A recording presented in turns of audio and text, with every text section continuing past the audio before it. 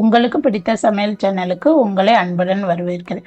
இன்னைக்கு நம்ம கொள்ளு சட்னி செய்யறதுக்கு ஒரு பேன் வச்சு 1 ஸ்பூன் எண்ணெய் ஊற்றிப்போம். அதில் ஒரு 2 கைப்பிடி கொள்ளு சேர்த்துக்கலாம்.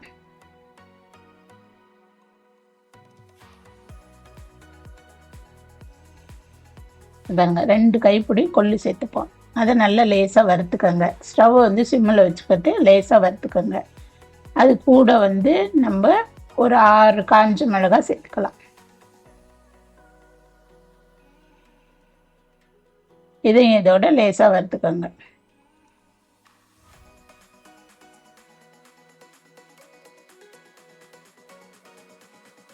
இந்த அளவுக்கு செவந்தா கொஞ்சம் சரியாக இருக்கும். இப்போ நம்ம எடுத்து ஒரு தட்டில் போட்டுப்போம். இப்போ அதே பேனை வச்சு 1 ஸ்பூன் எண்ணெய் சேர்த்து நான் கட் பண்ணி வச்சுருக்க ஒரு வெங்காயம் சேர்த்துப்போம். இது கூட 2 பூண்டு பல்லு சேர்த்துக்கோங்க.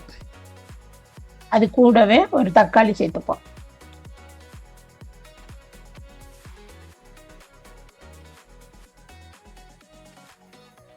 ஒரு சில்லு தேங்காய் சேர்த்துக்கலாம். கொஞ்சம் புளி சேர்த்துக்கலாம். அது கூட ஒரு பொடி கொத்தமல்லி கருவேப்பிலை சேர்த்துக்கோங்க. அதுக்கு தேவையான உப்பு சேர்த்துக்கலாம். இப்போ இது எல்லாத்தையும் நல்லா வதக்கிக்கலாம்.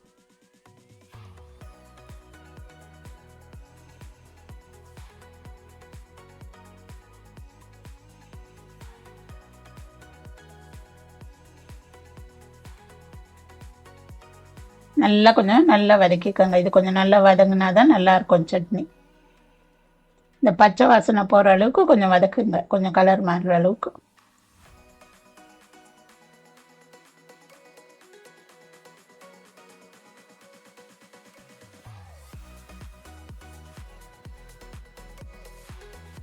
இப்போ இந்த அளவுக்கு வதங்கினதும் எல்லாத்தையும் ஒன்றா சேர்த்து ஒரு வதக்கிட்டு ஆற விட்டுருங்க.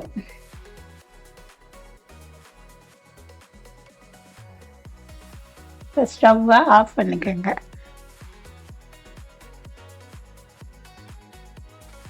இப்போ இதை ஆற வச்சு இப்போ நான் மிக்ஸி ஜாரில் சேர்த்துக்கிறேன். இதை ரொம்ப நைஸாக அரைக்காமல் கொஞ்சம் குறைனே அரைச்சிக்கோங்க. அப்போ தான் டேஸ்ட்டாக இருக்கும்.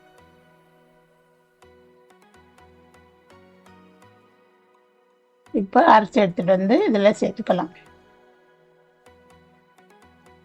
இப்போ இதில் கொஞ்சம் மிக்ஸி ஜாரில் கொஞ்சம் தண்ணி ஊற்றி கழுவி இதில் சேர்த்துப்போம்.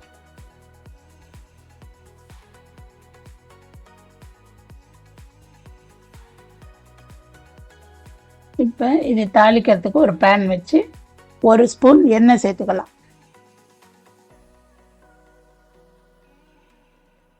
கொஞ்சம் கடுகு சேர்த்து அதில் கொஞ்சம் உளுந்தம் பருப்பு சேர்த்துக்கலாம். இது நல்லா கொஞ்சம் பொரிஞ்சதும் 2 கருவேப்பிலை போடுங்க. உளுந்து கொஞ்சம் கலர் மாறிட்டா தான் வாசம் நல்லாயிருக்கும். இப்போ இதை போட்டுட்டு பெருங்காயம் கொஞ்சம் சேர்த்துக்கோங்க. இதை அதில் சேர்த்துப்போம். இப்போ நமக்கு கொள்ளு சட்னி ரெடி ஆயிடுச்சு.